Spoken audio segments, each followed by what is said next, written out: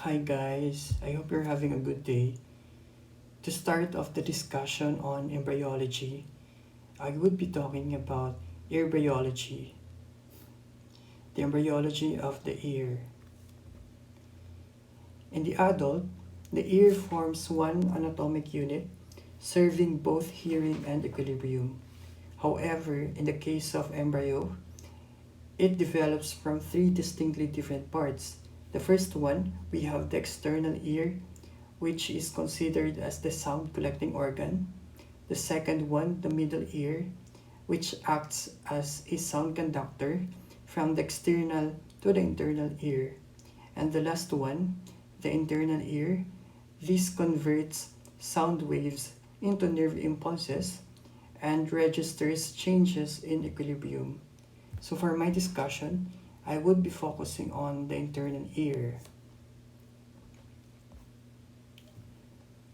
Um, the ear development. The first indication of the developing ear can be found in embryos of approximately 22 days as a thickening of the surface ectoderm on each side of the rhombencephalon.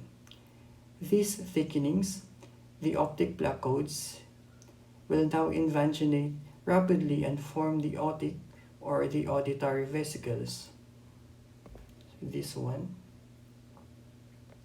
So this figure shows us the transverse sections through the region of the rhombencephalon, showing formation of the otic vesicles during the 24th day, 27th day, and during the 4.5 weeks. These neurons derived from the otic vesicles will now form the statoacoustic ganglia. During later development, each vesicle divides into, first one, a ventral component that gives rise to the saccule and cochlear duct, and the last one, a dorsal component that forms the utricle, semicircular canals, and endolymphatic duct. Together, these epithelial structures will now form the membranous labyrinth. So under the internal ear, we have the saccule, the cochlea, and the organ of Corti.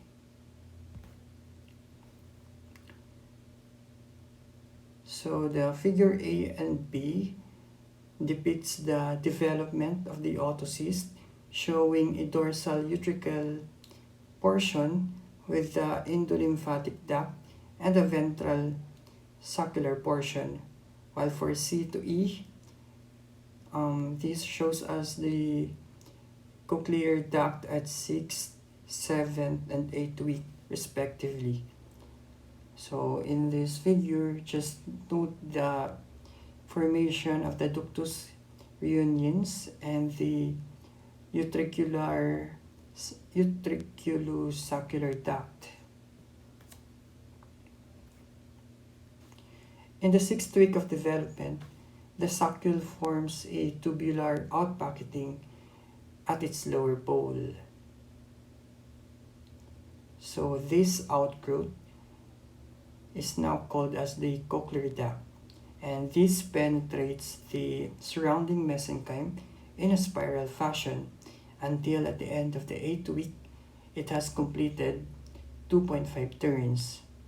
The ductus reunions connects the remaining portion of the saccule with utricle. This figure shows us the development of the scala tympani and the scala vestibuli.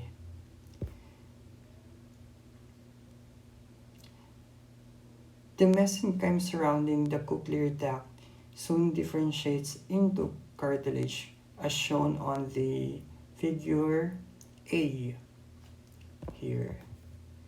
And then in the 10th week, this cartilaginous shell undergoes localization and two perilymphatic spaces, the scala vestibuli and the scala tympani, are formed. The letter B and C. The cochlear duct is then separated from the scala vestibuli by the vestibular membrane and from the scala tympani by the basilar membrane. The lateral wall of the cochlear duct remains attached to the surrounding cartilage by the spiral ligament, whereas its median angle is connected to and partly supported by a long cartilaginous process known as the modulus. So this modulus is the future axis of the bony cochlea. So this one shows us the development of the organ of Corti. For letter A, during its 10th week. For letter B, on approximately 5 months. And C, letter C, during the full-term infant. Initially, epithelial cells of the cochlear duct are alike, as shown on the figure 4A. With further development, they form two ridges, the inner ridge, which is the future spiral limbus, and the outer ridge. So, the outer ridge forms one row of inner and 3 or 4 rows of outer hair cells and the sensory cells of the auditory system.